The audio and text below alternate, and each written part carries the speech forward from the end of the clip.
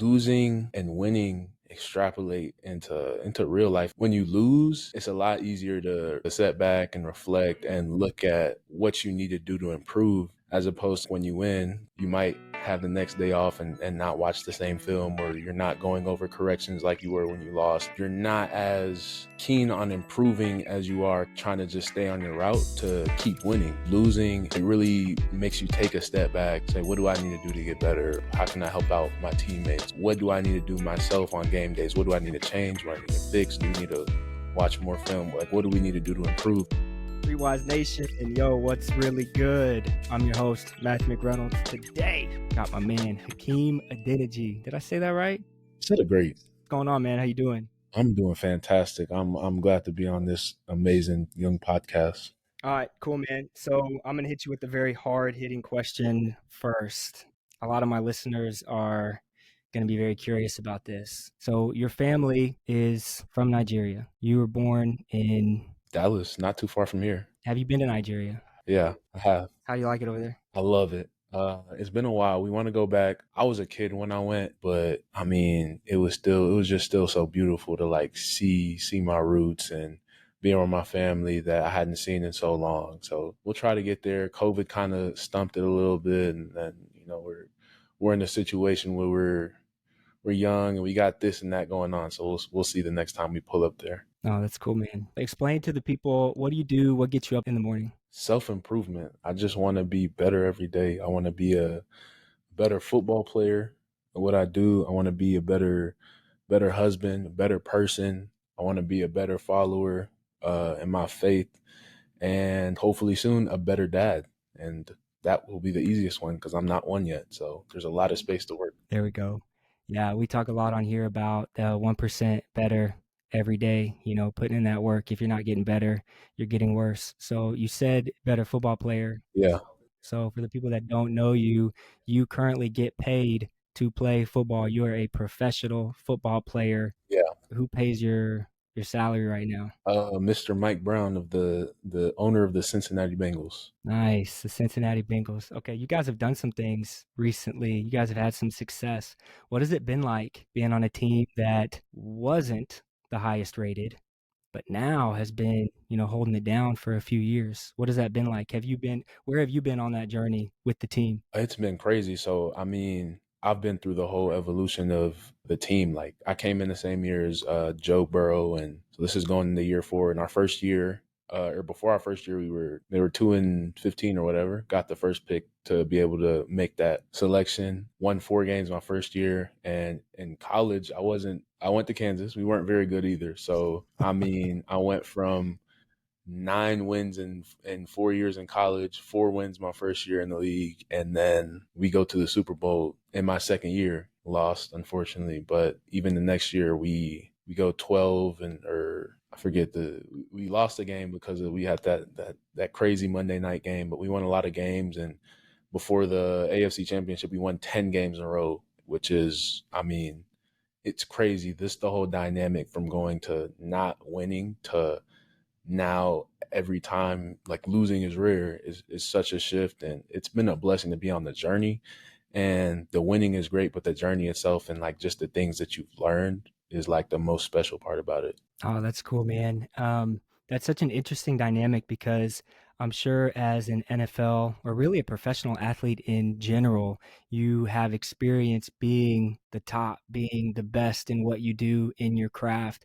And you hear a lot from guys who come from, winning teams, and then they transition into an NFL team, especially guys that get picked high on the draft and they might go to a team that's not winning, and it messes with them because they're used to winning. But I'm curious for you, and I don't know how good were you guys in high school? What was your team? You went to Garland High School, right? I went to Garland, but I mean, it's tough out here. Did you guys hold it down? I mean, Central Texas is a powerhouse for football. You men are made in Central Texas football. We were decent. We were always, kind of higher up in the district. We never won a district championship, but we were decent. But I mean, you got teams like the Sotos and Allens and Skylines, South Lake, powerhouses, and yeah, I mean, yeah, Pflugerville, we never played them, but I mean, powerhouse. That would have been a game right there. I'm sure that would have been an easier game. I think it would have been pretty easy. Yeah, we would have knocked y'all out the park. I'm holding on to that. We're a few years after each other. Yeah. What grade were you in '08? In '08, Yeah. I think I was, oh, in '08, we were really good though. My brother was there in '08. Yeah, but I think that's okay. my team. That's my alma mater. That's my alma mater. So that would have been a win. Yeah. Okay, we'll never know. But yeah, my point, so coming from, I don't want to make this question sound bad, but how did losing channel your character to where you were set up for success? A lot of people don't know how to lose. How did you manage with not being successful from the beginning? Because I mean, you're at the top of your craft. You made it to the NFL. You were one of the very few people that have excelled half of a percentage of people that make it to the point where you're at. But the collective, the teams that you were on, that wasn't always the case. So I'm interested, how did you kind of continue to push through even though the team itself struggled? So losing and winning, they kind of like extrapolate into real life in the sense in that when you lose, it's a lot easier to set back and reflect and look at what you need to do to improve, as opposed to like when you win. I'm sure you know this, like you win, you might have the next day off and not watch the same film, or you're not going over corrections like you were when you lost. Like you're not as keen on improving as you are kind of trying to just stay on your route to keep winning, because I mean that's ultimately the goal. So I mean, just losing it really makes you take a step back and like say, what do I need to do to get better? Or like, how can I help? How can I help out my teammates? Or how can I, like, what do I need to do myself on game days? What do I need to change? What I need to fix? Do we need to watch more film? Like, what do we need to do to improve? So losing, I don't think losing is a bad thing. I remember Giannis had that quote after they lost in the playoffs, and he said, "It's like there's no failure," and I get what he meant, because, I mean, to be successful in life, you're gonna have to fall down, because that's the only way you get better. The most successful people in life have probably failed the most, and so you gotta take those as lessons and know that there's another day, and keep pushing. So those losses in their nature, they suck, being competitive, but I mean you get so much out of them, and as long as you're able to compartmentalize it that way, then you'll be fine. That's good, man. I know in the business community, people are adverse to failure. They try to avoid failure, but in the losses, like you said, that's where we grow the most. And people who experience nothing but W's, they can very easily get complacent and they can miss out on those little lessons, little things that you can learn to get better along the way. So, that hasn't been long term with you guys though. You guys are holding it down. So as you continue to win games, to dominate, how do you keep the bar ahead of you? I think the main thing is to just keep focused on the things that got you there, because when you start winning and you start having success, there's a lot of distractions that come with that. You get more, you get more interviews, and you get more media around you. You get more, support, or you get more, even more criticism. Everybody's that much more locked into you, because like you are at the forefront of everything. You're playing the last 4 games, you're playing the last 2 games, you're selling more jerseys, everything. And so there's a lot more distractions that come. Are you able to narrow your focus and continue to improve on the things that got you to where you are? Because I mean, everybody comes in and now you're the top dog. So like on the scouting report, like we want to play you. Whereas opposed to like on that journey when you're coming up, you're kind of surprising everybody. You have a good performance. It's like, whatever. But now, Nobody's sleeping on you anymore. yeah, yeah, when you get there, like people are gonna be ready to play you. Like they're saying, Yeah. are they gonna be able to? These guys are rolling. Can anybody beat them? Like everybody's coming to give you their best shot, and so now it's a complete switch in mindset. You got to be hungrier than you were, and like you said, it's hard when you're winning. It's hard. It's harder to have that same hunger because you're getting what you want, but you got to find a way to manufacture that. That's good. That's good. I want to take it back a little bit to, more your origin as you're coming up. What drove you specifically to be so disciplined? I mean, I know that being in the NFL, it takes a lot of physical gifts and physical talents, but comes a point where that's only going to take you so far. There's a lot of mental and there's a lot of reps that you have to put in. So what drove you to not get complacent? What drove you to keep pushing? I've always just been keyed in on what I want to do. And kind of like we were talking about earlier, my goal is like self-improvement. So it's not really, I want to do this, like I want this set goal or this set goal. Like I want to get better every day because you're going to live 60, 70, 80, how many ever years you're going to live. And I mean, if you just set goals, at some point you're either going to reach them or you might not be able to reach them. But whether you do or not, life goes on. And so my thing is if I can continue to improve myself and get better, then I'll continue to find more joys just because I mean, I can look back at 5 years I was here and now I'm here. And that's such a beautiful thing as opposed to just wanting some singular goal that, when you reach it, what comes next? Because everything goes on. And I've always understood that from a young age. And the things that I want and that I've been able to achieve have been outstanding and great, and I've enjoyed them. But I still want to just continue to grow and just take in what the world has to offer for me. Do you think a lot of people resonate with that statement, with what you just said? There's probably a misconception of people that are in your seat, but just success in general. People are viewed and put on a pedestal when they achieve a certain level. It's like, oh, that person, they got it now. They gotta be they got to just be so happy. They made it. What could they possibly complain about? And you're telling us a little bit about yourself and your perspective, but I am a little bit curious about the people that are around you. Do you think there's a deeper level of drive amongst the majority of people who are kind of in your space, or do you think that's still the minority that's focusing on a bigger purpose? Um, I'd say it's probably the minority. I mean, everybody has different drives. For some people, it may be, it really comes down to your values and your environment, how, what you've experienced. Like some people may have been grown up in poverty and they're more money driven so they can help their family out and not have to struggle and not have to deal with things that they dealt with before.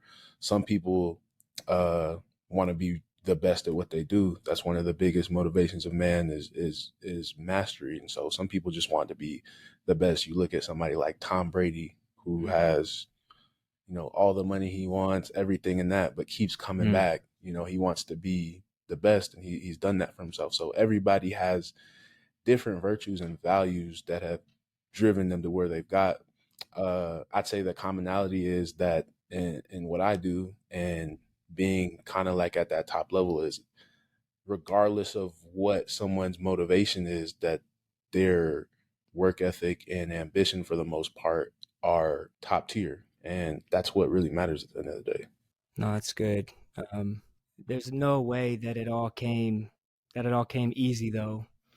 And somebody like me who, I had a dream to be in your seat. It just didn't work out. And it's easy for me to sit back and make excuses. And I think that's where most people get caught. Well, it didn't work out for me because of this coach, or it didn't work out for me because of, this person was on the team taking my reps, or, I got hurt. All these different things we can make excuses. So I'm curious if there's been any time in your journey where, well, let me ask it like this. What were some of the biggest obstacles? Let's get very practical and let's start breaking some of this stuff down. What were some of the obstacles that you had to overcome as you went from Garland High School to Kansas to now being on the Cincinnati Bengals? Um, just, coming out of high school, I wasn't very like highly recruited or anything like that. I was on the smaller side for my position. Um, I had a whole situation where, I was going to one school and it fell through, and then I was going to another school and it fell through. And as a 18-year-old, when you have kind of like this vision and you're growing up like in the social media era and you have like this kind of vision of what you want and things fall through the cracks, it's kind of difficult to deal with. And so for me, that was probably a huge time in my life that like helped me kind of just narrow my focus and understand that I can only control what I can control, and things are going to happen to you in life, and you may think they're not fair, but everybody deals with something in their own realm of whatever that may be. And probably since from those early moments, the things that I dealt with allowed me to like see that I was gonna stay focused on me and worry about me, and everything else will sort itself out, because you literally can't control it. And me being in the position I'm in now, even then it took luck and opportunities. I think there's probably a lot of people that if given a different opportunity, they could be in a similar position, but it just didn't happen that way. And so with me, it's not about, like we were talking about, it's not about achieving that one thing. It's about self-improvement, because a lot of times those things that you want to achieve aren't even fully within your scope of control. And so how much does it really matter? There's plenty of people that aren't in the NFL that may have the talent and may have the same work ethic, just the opportunities didn't line up. And you can't do anything about that. And so for me, it was Mm. just always knowing that regardless of the external circumstances, that you have control over what you have control over, and just appreciate what you have and just continuing to grow. How do you personally continue to build on the vision of what you want your life to look like? You've reached a very significant pedestal where when I was coming up, for example, I always wanted to play college football, and I got to do that. And then it was get my degree, and I did that. But I didn't have at age 22 the vision for what I wanted my life to look like at 30 or 35 or 40. So it put me in a situation when I was in my mid 20s, a couple years out, where I had to figure out who I was. I had to reconfigure my entire identity. And so now, having come through that, being married with kids and businesses, I constantly have to think about my future. I constantly have to curate the vision of what I want my life to look like. So for you, being a few years younger than me, but you've reached this pinnacle, I mean, everything you've said so far, you know that this isn't going to last forever. And you've already talked about consistently improving every single day, that 1%. How do you manage and create the vision? Because without the vision, it's so easy to get lost. Man, every day I'm a huge thinker. I think probably for hours and then on day, when I wake up, before I go to sleep, if I'm in the car, uh wife makes fun of me. She's like, "Oh, you're driving with the music off." It's like I'm thinking, I'm in my head, I'm thinking. And I think a big thing is just like self-reflection and self-assessment, and just like, what am the things that I'm doing today, are they in line with my vision, or am I just doing it to do it? Am I doing it because I think it'll impress somebody else? Like, what am I doing? And for me, when you have a clear view of what's important to you and what you want to do, it makes things so much easier.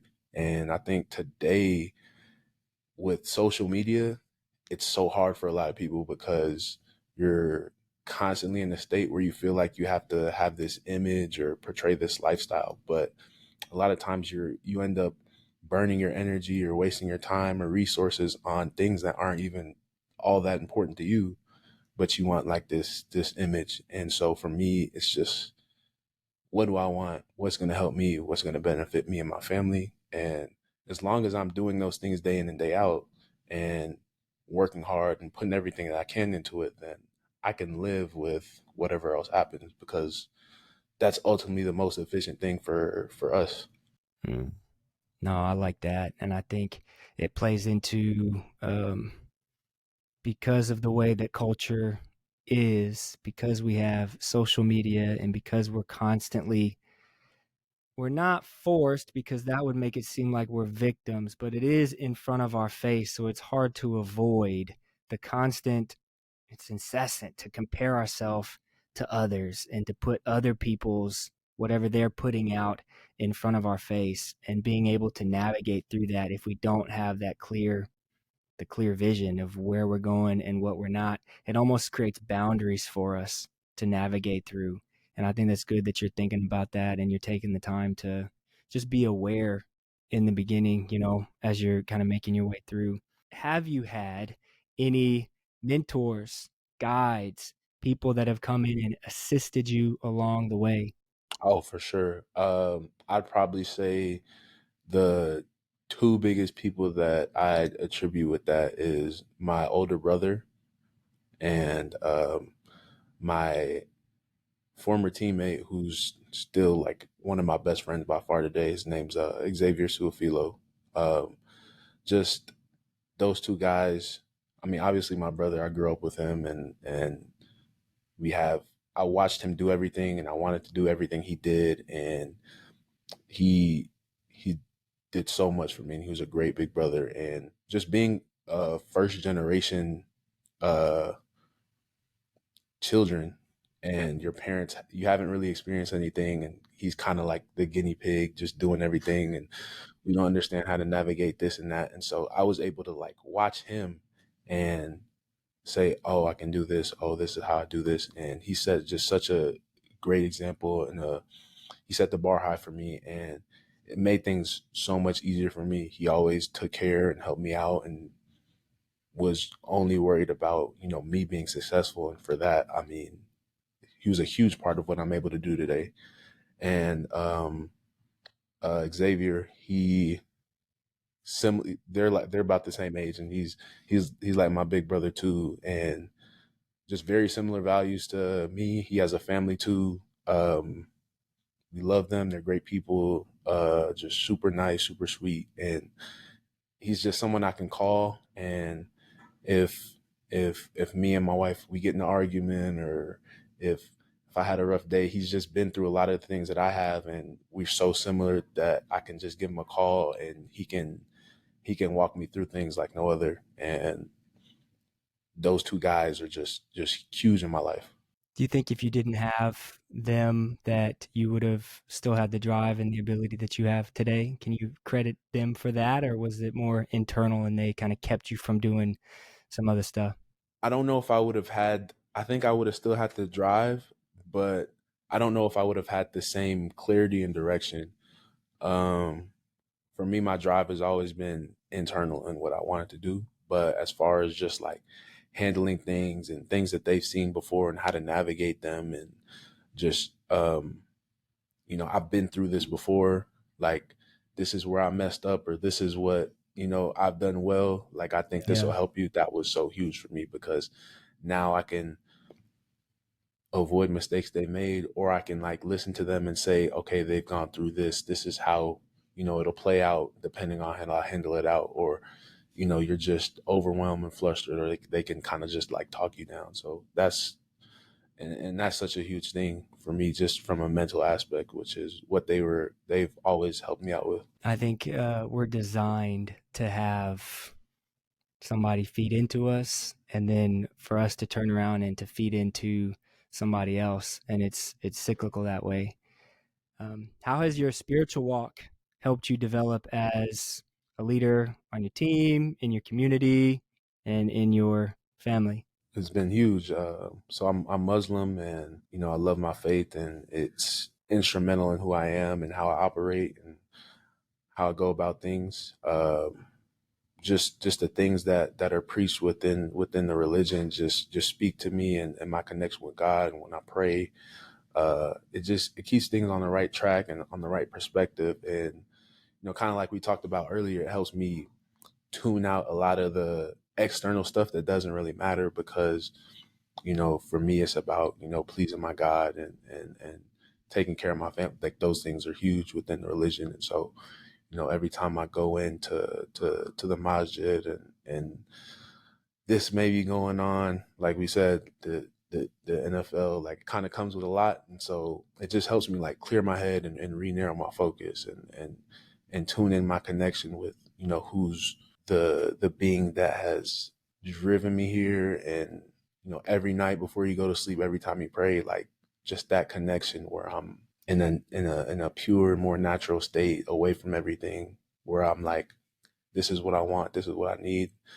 Um, it's huge. It's hard to really explain just because it's intertwined into how much you are, and I'm sure you know that, but it's driven just my entire life for the most part, I'd say.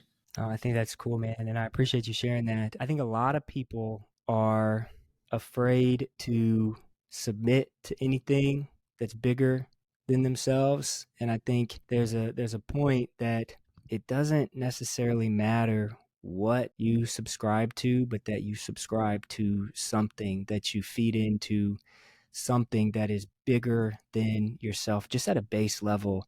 And having that spiritual connection to something bigger than you can go such a long way. At this point in your life, what do you know now that rewind 5 years ago, you would have been shocked? Ooh. Maybe it's as a husband, maybe it's as being in the NFL, maybe it's, anything. I would say, and we talk about this all the time, I would say, so 5 years ago, I'd say just being married. So me and my wife met probably 5.5 years ago, I want to say.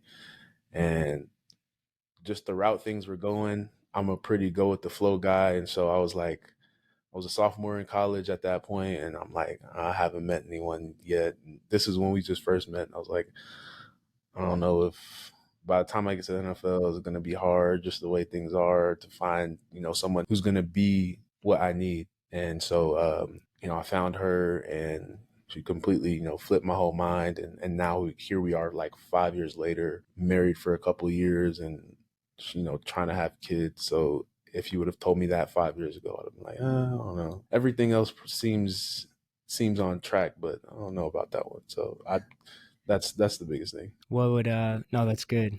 That's good.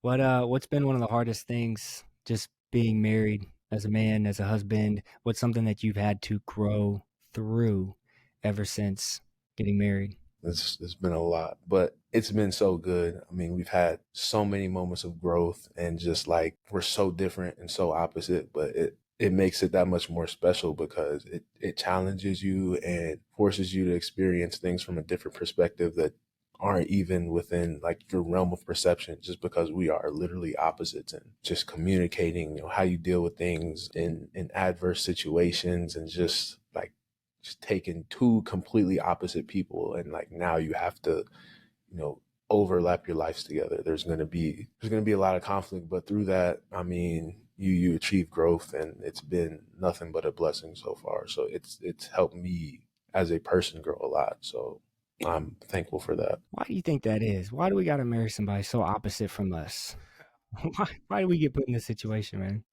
Uh, you know what? I don't know. It seems to be the majority of the time we marry somebody. It might be. I got a teardrop. I don't know. She she drives me crazy, but she does a lot of really good things, and just such a sweetheart, and you have the same thing. So how it worked out that way, I have no clue. Maybe it's divine intervention. Who knows? Like, seriously. It's just crazy because you grow up and you think you have a type or you think you know what you want. And then you meet somebody and you're immediately challenged. And in my experience, I mean, Brooke and I are the exact opposite. Like, could not be more different. But praise God that from the very beginning, I saw the potential that she could help me become, but also I could help her become. I saw the potential in her, and there was a significant age gap between us, and so a lot of what we were thinking about was different. But man, it was just something that I knew that I couldn't let go of because I knew that there was just so much there. There was so much potential, and I couldn't be afraid. I'm very much go with the flow as well. I knew that if I didn't commit to, I could lose the opportunity forever.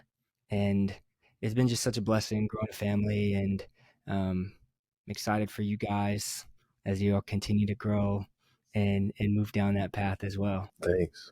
What's the one thing that she does that drives you the most crazy? Oh man, we're just so different, bro. Like seriously, we're so different. Like, Yeah. biggest, most consistent thing is the way that we process information and then how we respond out of the information that we just processed. So here's an example. Like, I'm big in the personality assessments, and StrengthsFinder was one that we both took out of college. So at Wheaton, I worked in the career services department. And so I would always schedule these assessments to get done with the career counselors. And so when I first met Brooke, Miss Billy Key, shout out, was one of the career counselors, and amazing woman. And she immediately was like, "You need to get this girl in." And I'm running through her assessment, and she was like, after the assessment was done, Brooke walked out. She was like, "Uh-oh, what are you talking about, Miss Billy? I hope you know you are in for a ringer because we're so different." So my number one strength is strategic. So you could give me a situation right now, give me a problem. My mind automatically operates in a way that I'm going to try to find five different solutions to the problem. Yesterday, talking about getting you scheduled. I've been doing this podcast for 3 months, and I've been doing it one way and one way only. And then you made a suggestion. Can we do it in person, live? This is the first live episode, by the way, for all the listeners out there. And immediately it was like, my first thought was, well, no, I don't have the equipment. 10 seconds later, well, you know what? This actually could be cool because we could do it like this, and this. So I can find solutions quickly, but I'm not die hard about anything, right? Like, I can, you show me an obstacle, I'm ready to move past it. But Brooke, her number one strength is belief. That means when she believes in something, and this is from the Clifton Strengths Finder, so there's 34 strengths. I'd be interested in what yours are. Yeah, I'd be interested in breaking yours down. I really would. But Brooks is belief. And so that means when she believes something, she will die on that hill. And so everything with her is black and white, where with me, there are a million shades of gray. And so just think about that over the course of a relationship, a marriage, parenting kids, every individual situation. It could be what time we eat dinner, to how we're going to, what school we go to how often do we give bath. To me, it just doesn't have to be one way. But with her, it's very specifically one thing and one thing only. And so that's been something. We also have very different backgrounds. I came from lower middle class, is probably how you'd probably describe our socioeconomic upbringing, where my girl came from money, and yeah, she is bougie as all get out. Y'all can laugh. Y'all are here. Y'all don't have to be quiet. I've been trying to feed off y'all's energy the whole time. Y'all ain't giving me anything. Golly. Yeah, we got our studio audience. But yeah, and so that was something that I didn't even think about, because for me, the life that we're living now, I can acknowledge that we're not there yet. Like, we haven't made it, in air quotes. But my kids have an amazing upbringing. They have opportunities that I did not have. So when I think about our situation, it is a major upgrade from where my parents were, take back 30 years, where for her it's not necessarily the case. Like, we've really had to come up from the ground, and in a lot of areas this was like taking some steps back. And so resetting and recasting a vision for what the expectations of her life was going to be compared to the life that I thought that we were going to build, things that you don't really think about when you're dating, right? Unless you're super intentional about it. So those are probably the big things that we consistently have to work through. We actually have been doing marriage counseling for it's probably been like 8 months. And it's been a beautiful thing. And it was something I was scared of at first. It's like, man, I'm not trying to have people in my business. Like, I don't want to get called out. I'm not trying to get, um, any of it. But really, it was a fear of accountability, and it was a fear of getting called out. It was a fear of getting in, and I could make all the excuses in the world as somebody, they're not going to understand me, or they're not, I can't afford it, or it's not a investment that I want to make. But it's honestly it's been one of the biggest blessings, and they've given us the tools to walk through a lot of the conflict that we experienced early on, but also um, for the future, right? Because you invest in yourself, it pays dividends in the long run. You flipped it with me. You asked me a question. So I'm about to hit the studio audience because we've never had a studio audience before. So y'all be thinking about some put my man on the spot here. What do people not understand about the business, about the industry that you're in? What does the average civilian not really know about what your everyday life is like?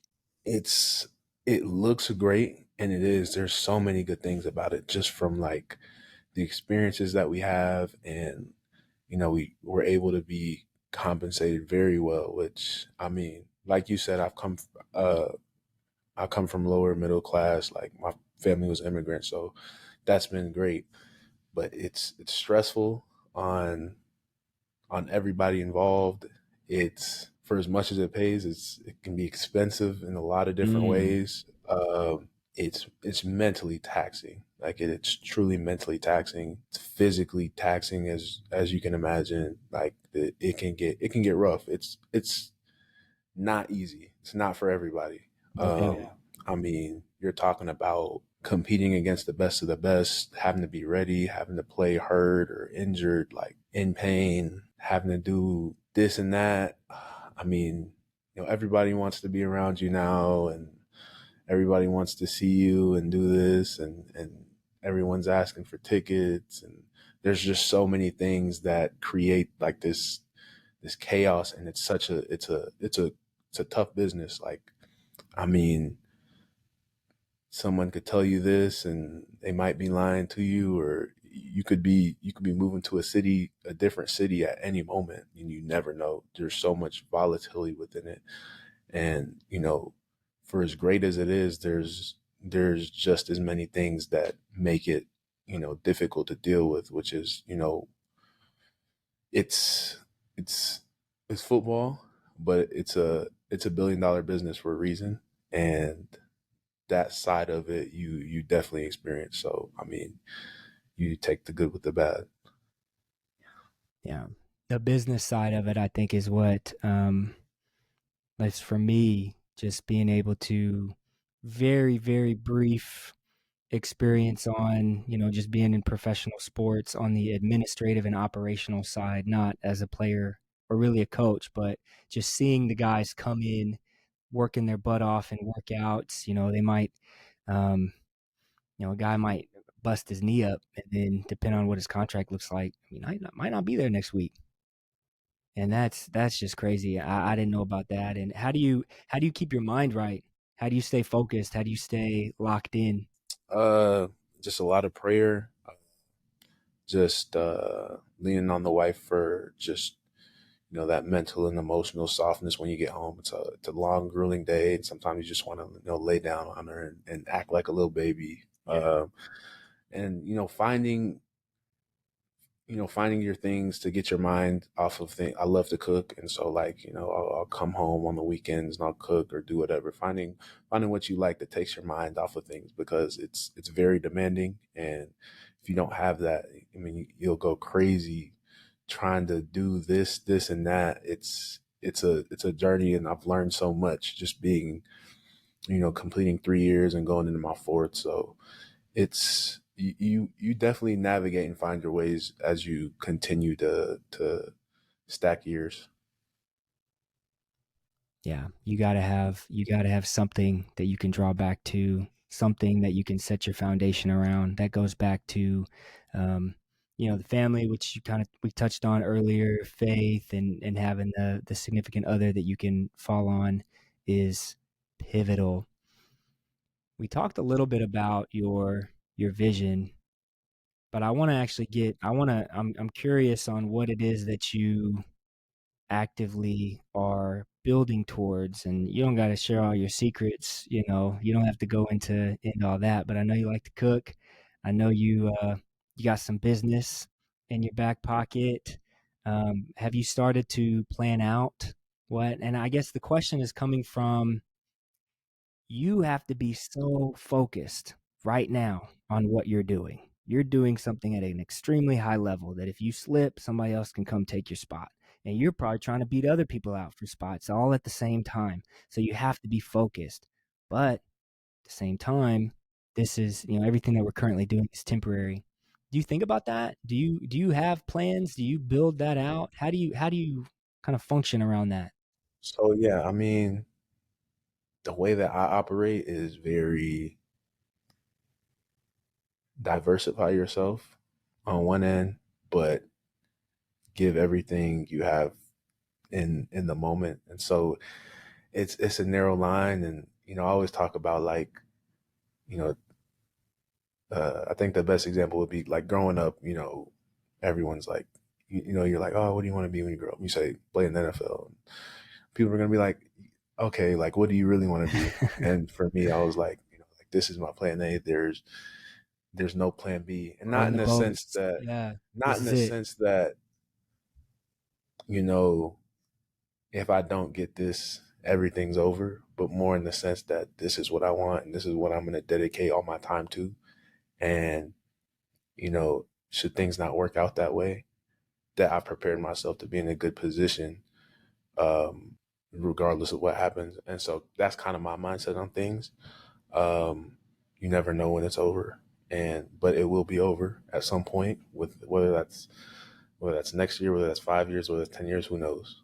But for me, it's just about kind of like I talked about, just building myself up and gathering skills because you can do that outside of your job. Um, it's not just like, okay, I'm a football player, go home and got the wife. No, there's a lot of growth that can be had in terms of just knowing how the economy works, or knowing what's popping here in this sector or here in that sector, and just building that knowledge base so that, okay, when this is over, I can do this, and networking and finding these people so that, okay, now I can transition into doing this easily, or just consistently putting yourself in good positions is how I like to go about things. And I think that you can do that without being detrimental towards the main focus. Mm. Yeah, in his book Green Lights, Matthew McConaughey, he talks about there's a point in his life where he had, 5 or 6 different things that he was working on. He was an actor, he had a production company, he had all these different things, and he was able to take a step back. And I don't know if something happened or if he just had the awareness to take a step back, and he realized that he was producing C plus effort in all of the things, when he realized like, no, I got to be producing A plus effort because I'm capable of that. And so he ended up cutting off and just ending a lot of the stuff that he was doing to bring it back until he could organically kind of grow out into um, doing all those things well. I think that's kind of what you're referencing, and Yeah. making sure you're focused on the main thing and just being open to opportunity. I'm hearing you the right way. Oh, 100%. Yeah. All right, cool, cool. What resources, what tools do you have that you follow? Are there any books that you read, podcasts that you like, people that you follow to keep you tuned in to, your profession, but also all the other interests that you got? Well, I mean, now this is my new podcast that I'm gonna be on. So I'm gonna throw that quick plug in there. Uh Let's Man, I'm go. just Let's always like, go. Yeah. uh a lot of people think I'm weird, but just like, bro, I'm just always on the internet, just like looking at different things and channeling different ideas, and staying up on different events. I definitely want to get back into reading. I've been out of school for a little bit, so I got to get back on that train in terms of just books. But I'm always just trying to look at what's the next thing, or where's the world going towards, or where's the economy going towards. So I love like just absorbing knowledge regardless of where it comes from or what it is. Has success changed you in any way? No, I'm I've always been who I am, and since I was born, I've just grown. Let me ask you like this. Have you had to do things differently, and have you had to think differently now that you've become successful? Yeah, yeah, because who I am is the same, and how I operate, like it's evolved, but it's still under like similar circumstances, but externally the way that I'm perceived, treated, whatever you may call it, is different. So you have to navigate that and just take it for what it is. Obviously, like just day to day family, friends, people who don't know you that may know you now because you're a public figure. So, but as far as like how I am and how I operate and what I do is has been the same and will always be the same, but it'll grow. I'm not gonna like stay the same literally. Yeah, no, and that just goes back to what we were talking about earlier with your foundation, and I think that's huge because a lot of people. I had a few episodes ago, one of my buddies, Xavier Gooden, he played for the Titans. I think that was his longest team, but he was on the Cardinals and some other teams as well. Talked about having a worldview of how he saw himself from the beginning and how he always sought growth because even though he was the best on this team, that didn't mean he was the best on that team over there. But as he was in the league, he realized that there was still that opportunity for growth. And he talked about how you see a lot of guys come out and they might get paid more, their contract might be bigger, but they might not leave with that money. And there's guys that make less but leave with more. And I think it just goes all the way back to mindset. It's really cool having you on here because a lot of people that I have talked to so far, they're business owners, they work for nonprofits, and they might not reach the scale that you're at now, but all these lessons are fundamental. And so I always want to bring it back to what the average person can take and what they can pull from having the foundation, setting boundaries, but also putting yourself around the right people just to keep yourself grounded and to keep yourself moving forward is super important. Studio audience, y'all got anything? Kayla's gonna ask a ridiculous What's question. the best piece of marriage advice both of you have received? So the question from the studio audience, what's the best piece of marriage advice that both of us have received? I'm gonna let you kick it off because you've been married longer, you've lived longer, you got kids. I have been married longer. I haven't lived that much longer, bro. I'm young. How much older than you am I? How old are you? Are you 25? Yeah. Holy cow. I mean, so 7 and some change. I'm an old head. So yeah, you listen to me as I start spitting this wisdom at you real quick. Man, the best piece of marriage advice, that's a really good question. I've been given a lot of tools that have helped. Here's one. Pastor Tony Evans, he wrote Kingdom Men, what's Oak Cliff Bible Fellowship? Oh, please let me have gotten that name right. I'll cut that out. I'll edit this part out. But keep it real. He did our marriage counseling, and I remember he had us read one of his books whenever we were, going back and forth. It was a short book specifically for marriage counseling, and he said a lot of guys are gonna sit back and say, "Oh, I'll die for you, I'll kill for you, I'll do whatever it takes." And if you think about it, as a man, that's how we're built. Like it's easy to do that. Like, dude, you're like 4 times bigger than me. But if you made a move, I would do my best. Like I'm gonna put my heart on the line. Like even if I'll do whatever it takes to protect my people. I'm just saying I'll put my heart on the line because it's that's easy for us though. And so even saying that isn't that deep. Like it's not that big of a deal because that's how we're built. And often it's that mindset that gets us as husbands in trouble when really we need to die to ourselves for our spouse. Right? So how willing am I if I want it this way? I'm the spiritual leader. I'm like this. This is how it's going to be. When in reality, we're called to die to ourselves for our spouse. So that means that if she feels really like excited or passionate about something, I need to hear her out. I might have, wisdom and I might have some guidance and some insight that can maybe direct us in a different way, but I can't put her down. I can't use, oh, I want it this way. And so I'm going to hold it down. I think statistically, most men make more money than women. And so if you think about the guy being the breadwinner and the woman staying at home, I think we use that as a tool often. And it's almost like, well, I bring in the money, and so you're going to listen to me. And, you know, if I'm putting in the work, is it my money?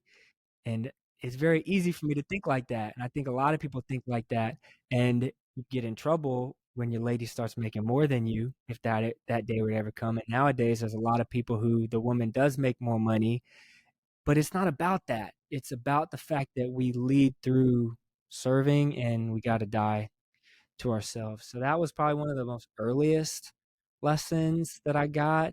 The other one was from my father-in-law. I remember when we were dating super early, like we still lived in Chicago, so we weren't even engaged yet. But I just wanted to let the man know, like, all right, here I'm here. Like I'm here. This is what I'm here for. And I didn't know when we were gonna get married, but I just knew that I'm in this for the long game. If I wasn't, I would have been gone already because this I'm in this for the long game. It's too hard right now to just be here playing around. So once I figured that out, I wanted to talk to him and just let him know because I wanted that blessing early. And this was back when he coached, family lived in Minnesota, so he coached for the Vikings. Dude would get up at like 4 o'clock in the morning. So I remember waking up. This was the only time I was gonna catch him the whole day because he was gone. He didn't come back till like these coaches, man, they work late. It's crazy lifestyle. And so I knew I wasn't gonna catch him unless I got him in the morning. So I set my alarm and I woke up one day and peeked up and I could hear it, but it was dark. I chickened out, went back to sleep. And then the next day, uh, I was like, all right, I'm gonna do it today. I'm not gonna chicken out today. So I get up there and it's dark. Like the man was just moving around with no light. Like, what does he turn a light on? But man, like it's scary in the dark. And now he's got me creeping up from across the house. He's almost your size. And so he's a lot bigger than me. I'm not trying to sneak up on him. So I'm Mr. Singletary. Mr. Singletary, it's me. He turned around. Who is it? It's me, Matthew. And I just met this guy. Like, if we only knew him for maybe a year, maybe. And just imagine, like, creeping in this big old house. And so he calls me into his office, and I tell him, what my intentions are.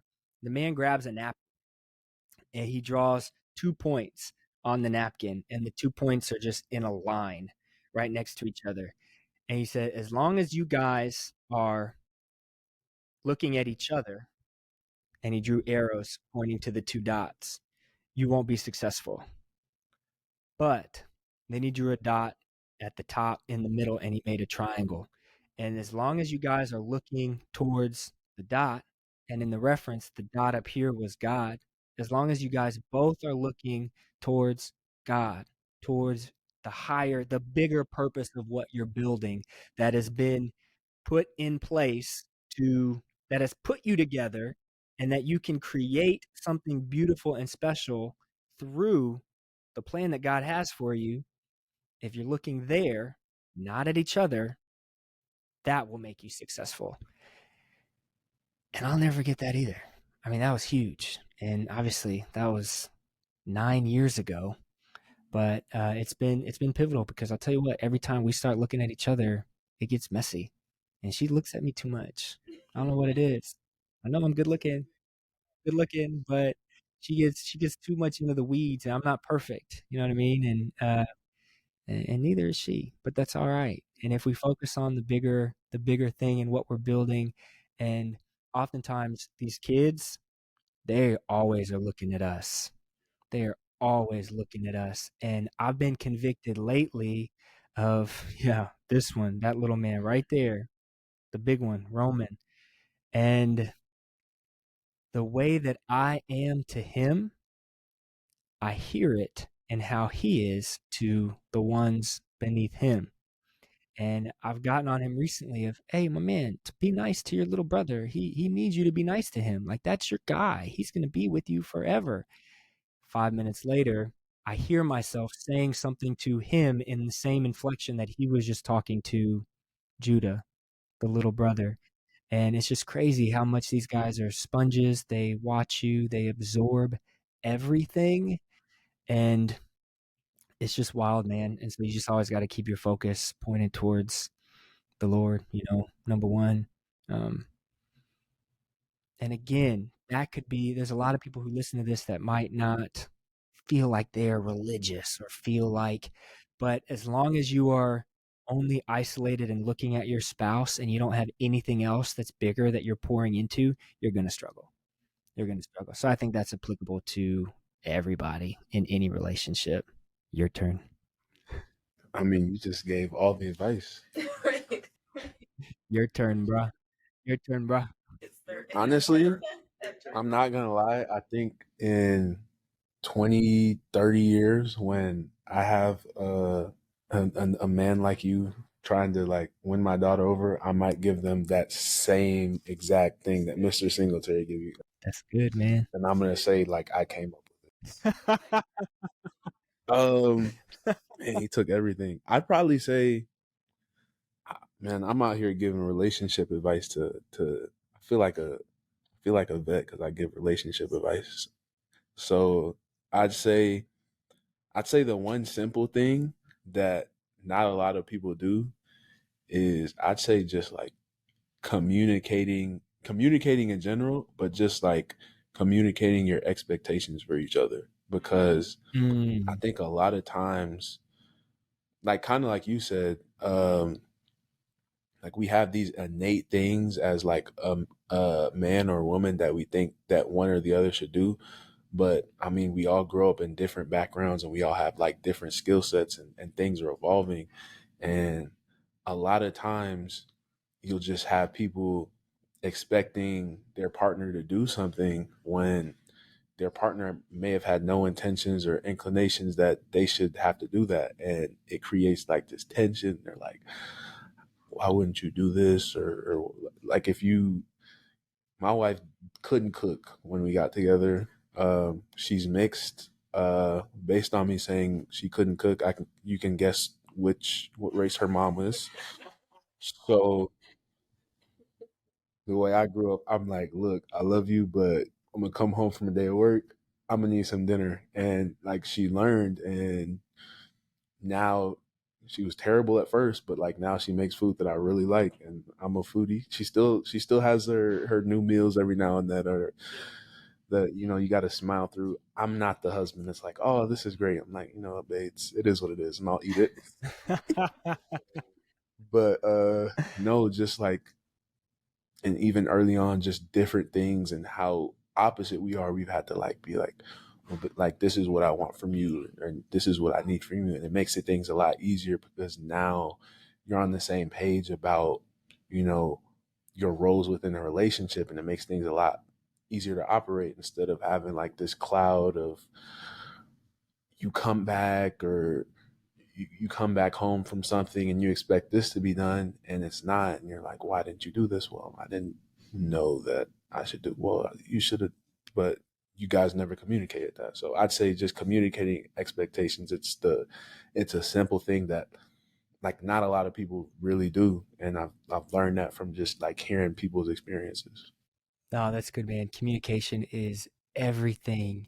Communicating, being quick to being quick to apologize, but not just apologize, articulate intention, and then being willing to listen to the other person's intention. Because very rarely are we just like aggressively doing something to hurt or harm or to agitate the other person. Sometimes we just don't know, or we're just thinking about something that they're not thinking, and that's cool. The communication piece is huge. That was good because that takes me to a spinoff on that.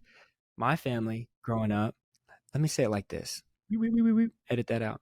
How do I want to say this? This is so spur of the moment and not planned. So I want to pick my words very accurately. But in relationships in general, a lot of times we don't know how to actively, unless we get a lot of reps, which for me, I did not have a lot of healthy relationships coming up. And so I didn't really know what a relationship looked like except for my parents. And my parents are still married to this day. We were all close and together, or so I thought. I didn't know any different. But one thing, I never saw my parents fight. I never saw them conflict. And so for me, I had no idea what a healthy conflict looked like.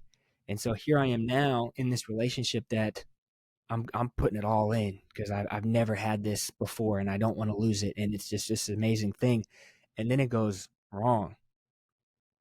Turns out I don't actually mean this, but in the moment, this girl kind of crazy, right? Like something might pop off and whoa, where is this coming from? I've never seen somebody act like this. And anytime anybody else ever acted like this, I dipsetted. But no, I want to make this work. And you're acting because I never saw the conflict. And so I didn't know how to respond well in the conflict. And so that's like my experience in how I saw my parents' relationship and how it affected my worldview of what a relationship looks like. And I think if we lean too much on our environment, unless we get those reps ourselves internally, we don't really know how to operate. And we put ourselves in situations where without those mentors, without people that can feed into us while we're actually in it, we're leaning on these like false assumptions and then we fail. I'm curious, has there been anything with you in your upbringing, with your family structure that you've had to work through as now you're building your own family that is separate from your parents? Oh, there's been a lot.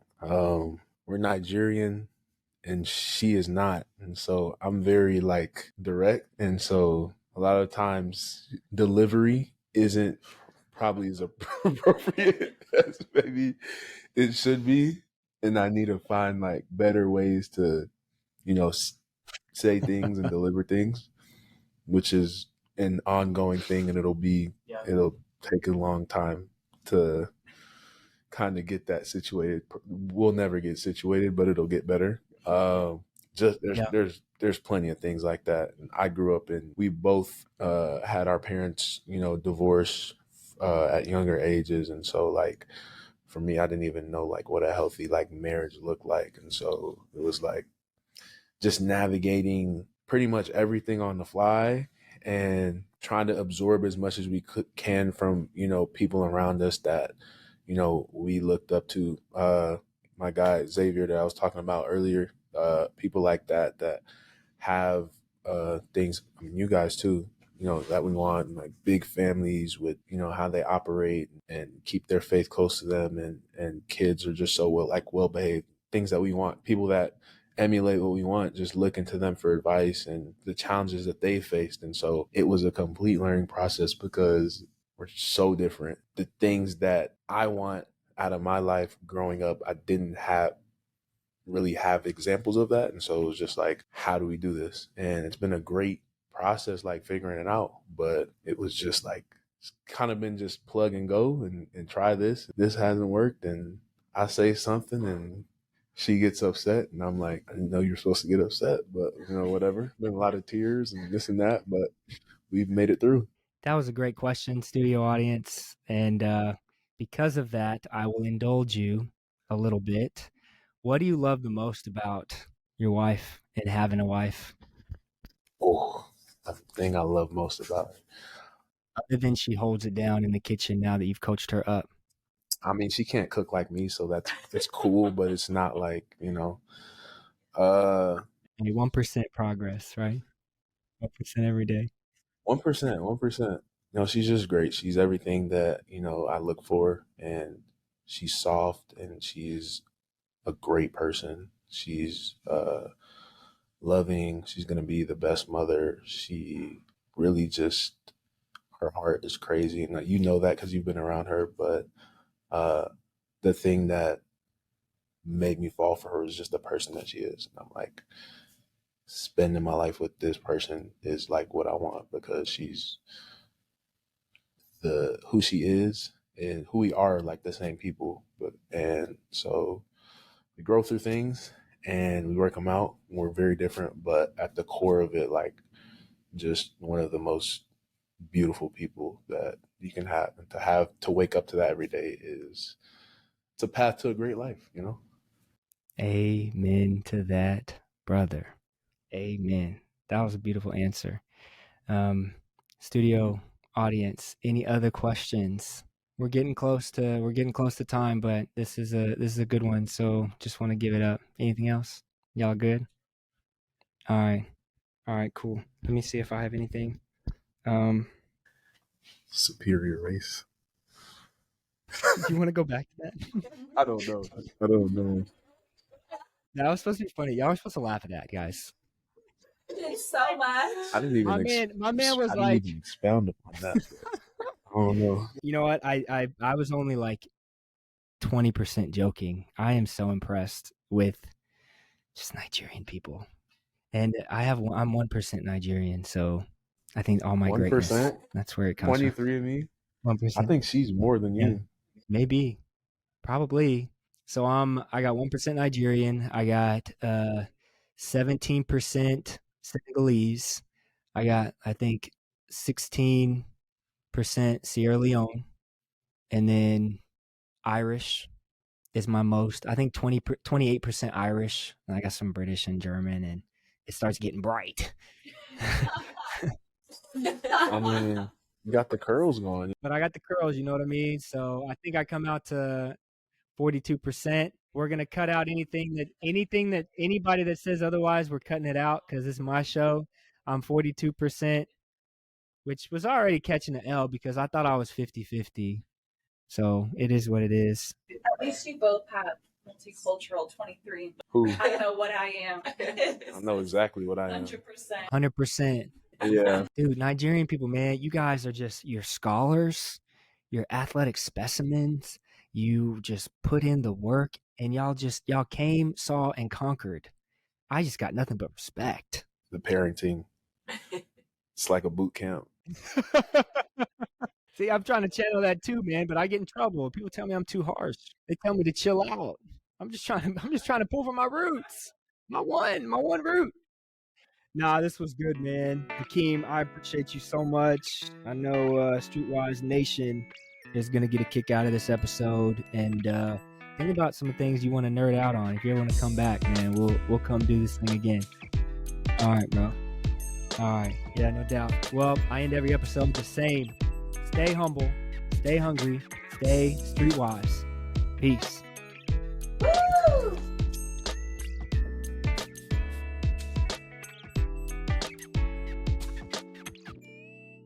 I feel like I get canceled for answering this. Now let's add a little smooth jazz twang. A, B, C, D, E. That's fair. That's fair. That's fair. You got the curls going, you know? I got the curls, you know. Yeah. Well, I'm 1% Nigerian, so Wow. It's really like, yeah, 7 minutes of change. they tell me to chill out.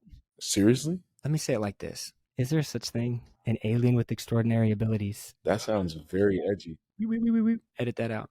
I just got nothing but respect. Wow. Seriously? Yes. A, B, C, D, E, F. There's that bass that we wanted, and I didn't know that was a classification. I got a teardrop. All right, cut.